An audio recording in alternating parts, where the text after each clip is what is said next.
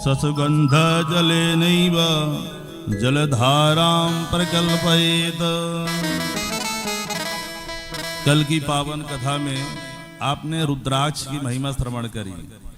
ये रुद्राक्ष की महिमा क्या है? रुद्राक्ष कौन है? साक्षात शिव है, साक्षात ब्रह्मा है, साक्षात गणेश है, साक्षात विष्णु है, साक्षात स्कंद है। सभी का आपने श्रवण किया। सभी का उसमें एक मुखी रुद्राक्ष में साक्षात भोलेनाथ का दर्शन करिए और एक में एक जीरो लगा दीजिए तो क्या हो गया? 10 मुखी। 10 मुखी में नारायण का वास। जो नारायण के भक्त हैं 10 मुखी रुद्राक्ष धारण कर लें और उसी से जाप करें। ये सब आपने श्रवण किया। रुद्राक्ष कैसे प्रकट हुआ? भगवान के अश्रु से, तपस्या के बाद। हजारों वर्ष, 1000 दिव्य वर्ष भोलेनाथ ने तपस्या किया। 1000 दिव्य वर्ष। दिव्य वर्ष क्या होता है बताइए, जो सुने हैं?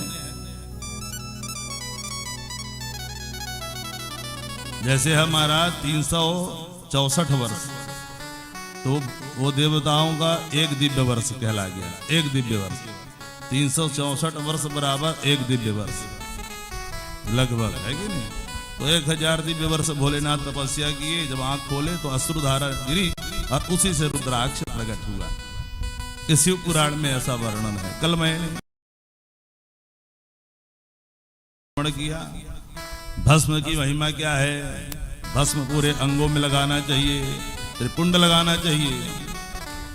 त्रिपुंड बिना लगाए भोलेनाथ के पूजन कथा जो करता है उसको उसका लाभ नहीं होता है, क्योंकि वो भोलेनाथ का हो गया। जो त्रिपुंड लगा लिया किसका हो गया? भोलेनाथ का हो गया।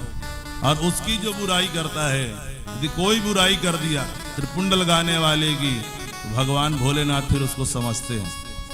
बोले श्री शिवाय नमस्तुभ्यं।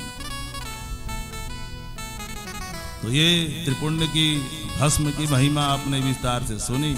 क्या क्या सामग्री से भोलेनाथ का पूजन करना चाहिए?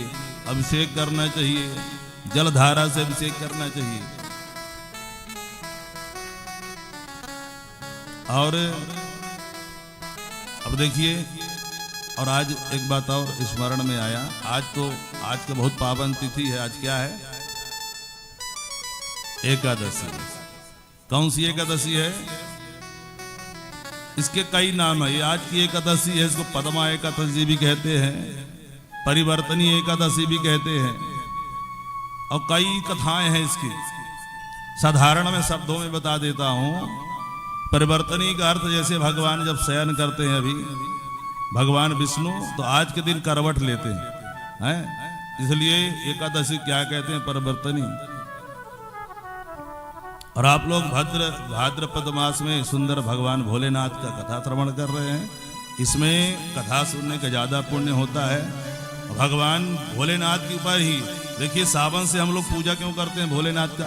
सावन से इधर पूरे भोलेनाथ के जितने पूजन है, कोई भी व्रत करिए, हाँ, हर षष्ठी व्रत करिए, इधर जितने व्रत हैं आपके, तीजा का व्रत हो गया, हाँ, संतान सप्तमी का व्रत हो गया, सब में भोलेनाथ का पूजन श्रेष्ठ रूप से है। क्यों करते हैं?